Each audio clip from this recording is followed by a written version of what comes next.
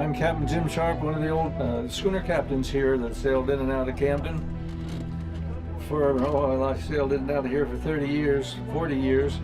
We're here to honor these wonderful vessels here in Camden, home of the Maine Windjammer fleet, started by Frank Swift, Captain Frank Swift in 1936.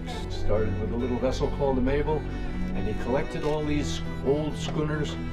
Didn't have any work. They were after the Depression. They didn't have any cargo to carry, so he would dust them out and make them ready for a windjammer cruise along the coast of Maine. He realized that the coast of Maine would attract a lot of people.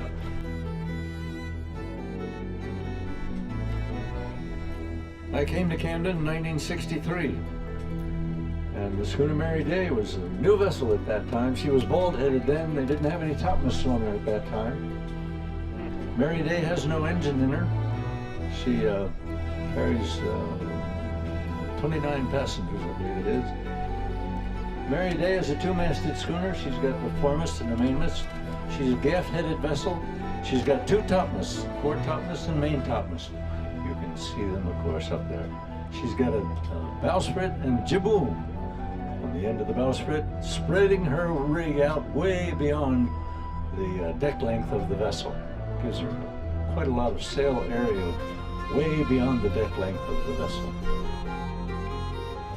Captain Boyd Guile, he brought the victory chimes up here from the Chesapeake. This model vessel, the victory chimes, built in 1900 in Bethel, Delaware, was one of 12 vessels of this type. She was known as a Chesapeake Ram, built for the Chesapeake lumber trade. From Philadelphia down the Chesapeake Bay, up and down the Chesapeek Bay. An amazing vessel to have lasted all of these years from 1900 on, and still she's about 75% original.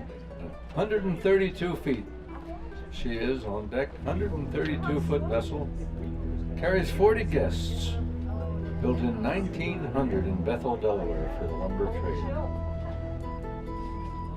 Schooner Victory Chimes. She's a National Historical Monument, a magnificent vessel, a relic from the past. The only three-masted schooner in commercial service in the United States, and the only three-masted commercial vessel surviving, really, in the United States. She's bald-headed, what they call bald-headed. In other words, she has no topmasts. But she is gaff-rigged. She has her booms and gaffs. She has a spiked bowsprit, trail boards under the bowsprit with a fiddlehead, and a pretty fancy paint job. Traditional green. That green is the traditional coaster green, they called it. That's the schooner Mattie, but they changed her name to the Grace Bailey. One of the original of Frank Swift's vessels. In 1940, she joined the Swift fleet, owned by Captain Ray Williamson. She's part of the original Maine Windjammer fleet. Grand old vessel, the Grace Bailey. She's a centerboard boat, very swift boat, very responsive vessel. She's had a lot of water sailed under her keel. Grace Bailey was built in Patchogue in 1882. Patchogue, New York, 1882. She actually joined the Swift fleet in 1939, one of the vessels that Frank Swift sailed in and out of here, as the schooner Mattie, in and out of here all those years, all the years that he conducted Windjammer cruises. She was completely rebuilt in 1990. She's 123 foot overall, including that great long jibboom she has on the end of her spiked bowsprit. She's 81 feet on deck. That spreads the rig quite well. The centerboard coaster, 29 passengers, National Historical Landmark. She carried lumber, hard pine, and all kinds of cargo you can think of. Went to the Caribbean, probably brought back rum and all kinds of things like that. She was named Mattie for the niece of the owner back in the early days. Came to Maine in 1910.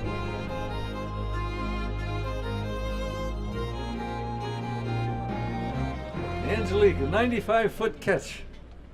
She was built specifically for the windjammer trade in 1980. She's a more modern vessel, but she's patterned after a 19th century sailing ship, the kind of vessels that fished off the coast of England. The Angelique offers this unique deck house. She has her salon up on the deck house. It's a very nice deck house so that people in bad weather can get in there. She carries 29 passengers. She's 130 feet overall, full keel vessel. She has power in her. She has engines in her. 2 engines, 471s. 2 GM 471s in her. Built in Palatka, Florida in 1980. 5,200 square feet of sail. And she is slippery, that vessel. Schooner Heritage. Schooner Heritage is a new vessel. Built by Doug and Linda Lee, built in Rockland. Built by hand, they did it themselves. She's 145 overall, from the jibboom to the end of the davits in the stern. But deck length 95. She's built brand new in 1983, newest of the fleet. 1983, 2 topmasts, handsome schooner. Built by Captain Doug Lee and Linda Lee, both with their own elbow grease. They had their own shipyard. Clever, they fashioned all their own ironwork and did it all by hand. The Heritage was built at the North End Shipyard created by Doug Lee and John Foss. Hard to see over the forest of spars here, but that vessel with the blue flag coming in over there, Nathaniel Bowditch. She was built as a racing yacht in 1922. Designed by William Hand, the same man that designed the Bowden, schooner Bowden, the Arctic schooner Bowden, Macmillan's Arctic schooner Bowden. Designed by William Hand, this Bermuda racing yacht won the race in 1927. She was rebuilt totally in 1971 and carries 24 guests.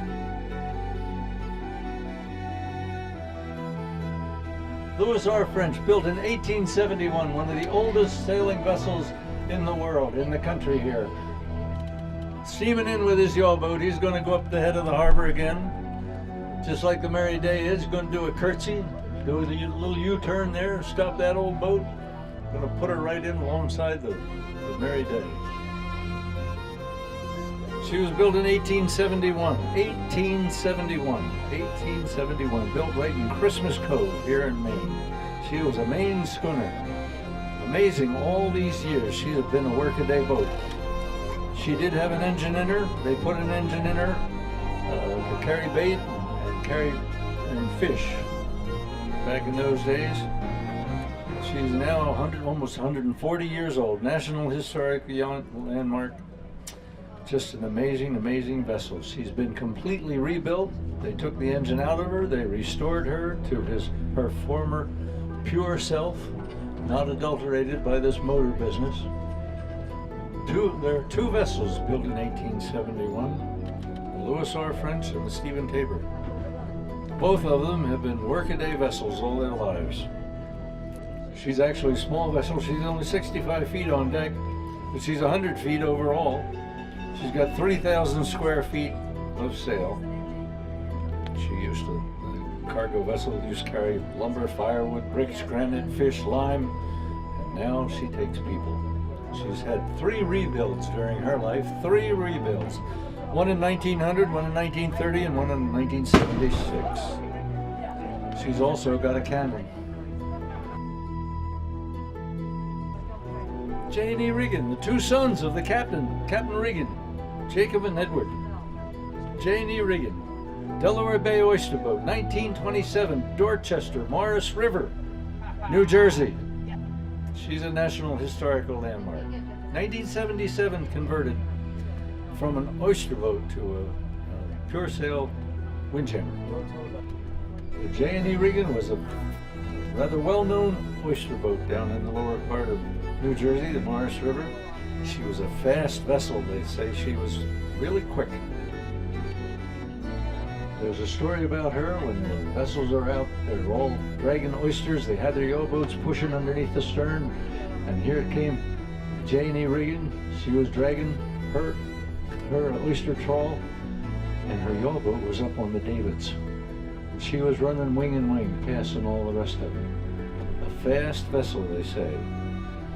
Janie Regan.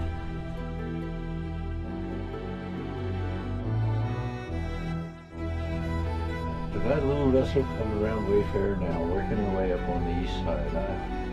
She is a cunning vessel, if ever there was a cunning little schooner. I owned her back in the 1960s. A lot of captains started out on the Stephen Tabor. Beautiful, beautiful, handsome little vessel. Built in 1871, she's the oldest commercial sailing vessel continuously operating under sail, never had an engine in her. Always a workaday schooner. Worked her way through her entire life. 140 years she's been working her own way. Never had a government grant or a stimulus package. She's always done it on her own. She has such a history as long as your own. Built in 1871, 68 feet on deck. Just a little boat really, but she's 22 feet wide. And she's a pumpkin seed. 115 feet overall length, including her bowsprit. She was originally built in Glenwood Landing, New York, a North River brick schooner. She carried brick, sand, and cement on the Hudson River for years and years on her first job. She had a rebuild in 1899, real fancy rebuild. They gussied her all up, and she became the first passenger windjammer. In the turn of the century, she was taking passengers out on Long Island Sound.